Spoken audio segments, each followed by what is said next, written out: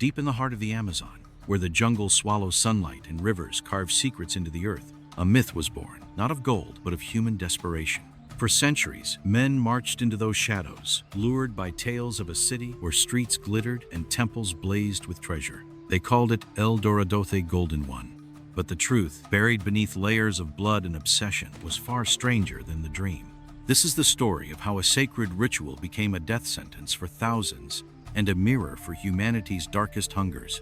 Long before the word El Dorado echoed in European courts, the Muisca people of Colombia performed a ceremony that bound earth to sky. At Lake Guatavita, a crater lake high in the Andes, a new leader prepared to ascend. Priests covered his body in resin, then blew gold dust across his skin until he shone like the sun itself. As drums thundered, he boarded a raft piled with gold figurines, emeralds, and jewels. At the lake's center, he cast these treasures into the water, an offering to the gods for balance, fertility, and peace. To the Muisca, gold was alive, says anthropologist Maria Gonzalez. It carried prayers, not price tags. But when Spanish conquistadors stormed the Americas in the 1500s, they heard fragments of this ritual and twisted it into a fever dream, a city of gold waiting to be plundered. The first to chase the myth was Gonzalo Jimenez de Quesada, a lawyer turned mercenary.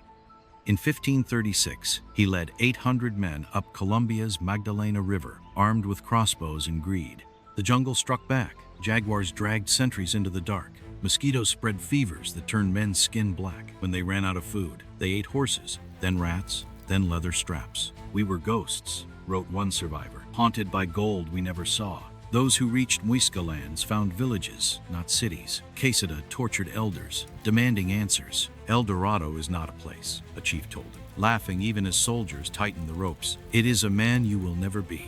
Enraged, Quesada looted 200 pounds of Muisca gold, enough to spark rumors that would drown Europe in madness. By 1595, El Dorado had become a siren song for the desperate. Sir Walter Raleigh, explorer, poet, and disgraced courtier, saw it as his redemption. He sailed to South America, promising England a golden empire. His journals read like a dirge. The 12th of April, my son Wat slain by Spanish musket fire. May 3, men drink from puddles thick with worms. In the Venezuelan jungle, Raleigh's party found only venomous frogs and aerostorms from the Carib people. Yet in his memoir, The Discovery of Guyana, he spun lies of a king who dines on plates of gold, served by maidens with pearl teeth. Queen Elizabeth mocked him, but the public devoured his fantasies. Even after King James I imprisoned him for treason, Raleigh begged, "Let me return. I will bring you El Dorado or die." In 1617, aged and broken, he led one last expedition. Disaster struck. His men burned villages, murdered priests, and sparked a war with Spain. When Raleigh's remaining son perished, he collapsed. "All my ambitions," he wrote, "are but ashes now." A year later, James I ordered his beheading. Centuries passed, but the legend refused to die. In 1912, British engineers tried draining Lake Guatavita, convinced treasure lay beneath. They unearthed a few golden trinkets and a truth far richer than gold. The Muisca offerings weren't wealth, explains archaeologist Luis Duarte, holding a tiny gold raft. They were acts of faith. For every emerald thrown into the lake, there was a prayer for rain. For every golden figurine, a plea for harmony. Modern science later revealed more. Satellite images exposed ancient Muisca roads beneath Bogotá's streets. Ground-penetrating radar found gold relics and buried temples.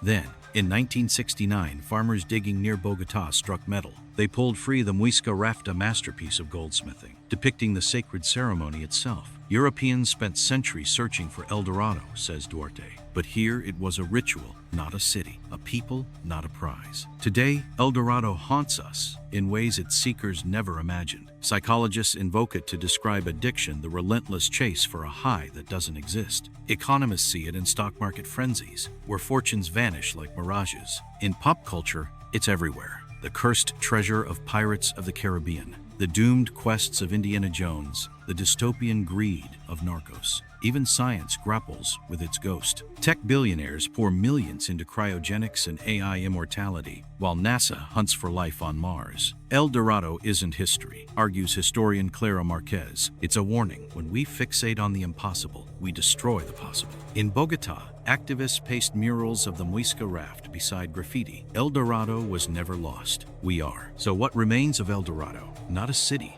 but a question. In 2022, Colombia's president declared the Muisca raft a national symbol, vowing, "This is not a relic to sell. It is a mirror to study." A mirror reflecting conquistador skeletons in forgotten jungles, Raleigh's severed head tumbling into a basket, modern miners tearing open the earth for lithium, the new gold. The myth endures because its lesson remains unlearned. The great treasures aren't found in soil or stone, but in understanding why we chase them. As the Muisca knew, some offerings should never be claimed and revered.